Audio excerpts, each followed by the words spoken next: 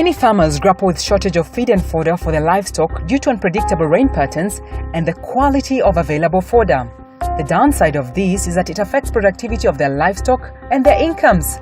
For Mary, a farmer based in Limuru, her story resonates with that of many farmers. We have challenges that whenever you get your napier, it's like energy. When you get your maize stovers, they're energy. When you get the grass on the ground, it's energy. There was no veggies for the cows in simple terms.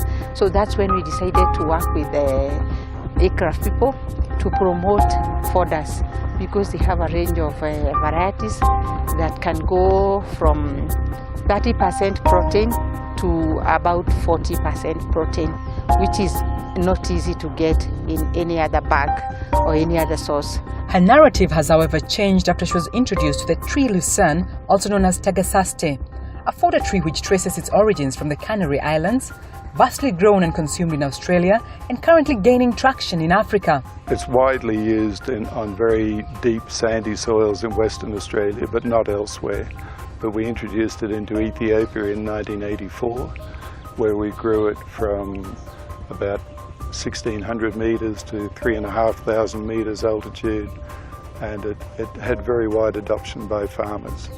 And it also brought bees back into some of those areas, and certainly increased the bird life very substantially. So it had enormous impacts in terms of general environment. It has the same nutritional value as alfalfa, so it's very high in protein. It's a high quality animal feed with a high digestibility, total digestibility. It's very adaptable to different soil types and climates. pH is anywhere between 4 and 7. It's also very drought tolerant because it has a very deep taproot system. So it has access to groundwater, whereas other forage crops have quite a shallow root system. These features make the plant very adaptable in Kenya. Lucsum, a UK-based farm, is currently commercializing production of tagasaste seedlings with the aim of providing better feeds and profitable opportunities to farmers. They have begun by establishing a nursery in Kenya and plan to expand to Somalia. The farmers would benefit from feeding their own livestock, and also they will have a commercial market for it, whether selling to us as a company or selling even within their own communities. So it's got a dual advantage in that respect, and I think the farmer will realize its advantages because it's connected to their livestock, and also it's a cash crop. The attributes of the plant are well known. Farmers are struggling with nutrition for the livestock. In order to commercialize this through an outgrowing scheme, we would need to, of course, explain and educate those farmers on the advantages of tagasaste and or other crops, by the way, and then teach them how to grow them, the seedlings into hardy plants, and teach them how to harvest them, and probably even help them to plan their dietary regimes for their animals. Lucsum plans to upscale the uptake of this nutrient-rich, affordable and resilient crop across the country. To do so, it needs support from investors and organizations working towards resilient agriculture.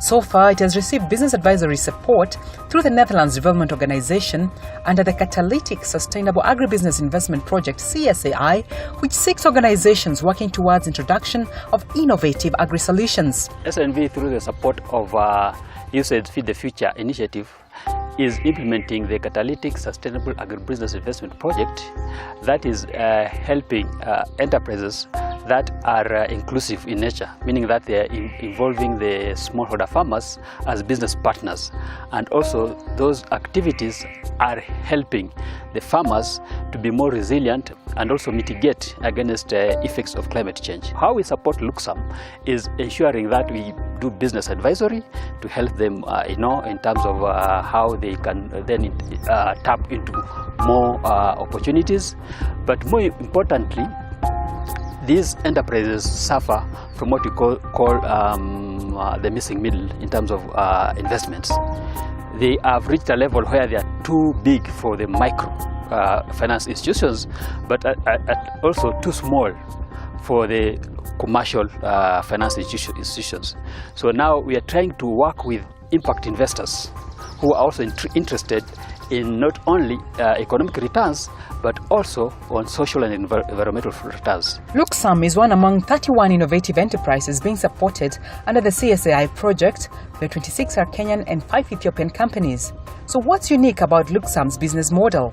Their business model is such that they want both to grow the plant commercially and pellet it for sale, but they're also involving the smallholder farmers like this one here to be the outgrowers. So they'll grow the seedlings in a big way so that more and more farmers can access seedlings, because I think right now, because the plant is not very popular in Kenya, the seedlings are expensive and they're not readily available. So they'll do that, but also provide market for the farmers for excess. So farmers can use the plant to feed their animals the way it is, but also for excess they can also sell it to Lucsum. So that way we think it is a very interesting innovation that is really including the farmers as business partners. But of course, if this plant can also grow in very poor regions like the northern parts and northeastern parts of Kenya, right now they are doing their nurseries in Laikipia, it means then we increase the tree cover in our country. So that also helps in terms of mitigation issues. As Lucsum sets the pace in upscaling the uptake of resilient crops, more investment and support is needed for such undertakings to make business and investment sense for farmers like Mary and other stakeholders along these value chains. Find out more about Lucsum by visiting their website.